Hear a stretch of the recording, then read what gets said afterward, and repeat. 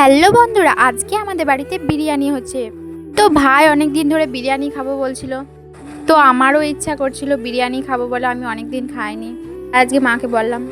বাজারের বিরিয়ানিটা অনেকবারই খেয়েছি, কিন্তু বাজারের বিরিয়ানিটা একটু মোটামুটি লেগেছে আমাকে। তো বাড়িতে যখন আমাদের বিরিয়ানি তৈরি হয় তখন বাড়ির বিরিয়ানিটা খুবই সুন্দর লেগেছিল আমাকে।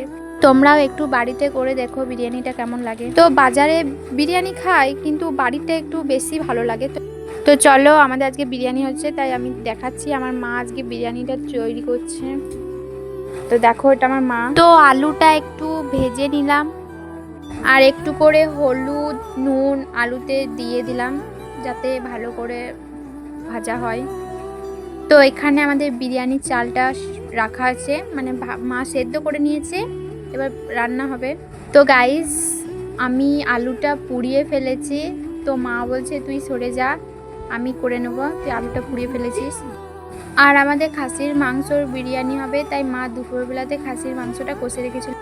তো আমাদের মাংসর জন্য মশলা কষছে। তো মাংসটা একটু কষে নিচ্ছে, এবং কষা হয়ে গেলে মা জল দিয়ে মাংসটাকে একটু সেদ্ধ করে নিচ্ছে। তো ফাইনালি সব কিছু কমপ্লিট হয়ে আমাদের উনুনে বিরিয়ানিটা চাপিয়ে দিয়েছে। তো আমাদের বিরিয়ানিটা কমপ্লিট, তাই আমি একটু টেস্ট করে দেখছি কেমন হয়েছে। তা উনুনের বিরিয়ানি খুব সুন্দর হয়েছে, খুব ভালো লাগছে। তো গাইস, আমাদের উনুনের বিরিয়ানিটা খুব সুন্দর হয়েছে। তো টাটা বাই বাই, পরের ভিডিওতে দেখা হচ্ছে।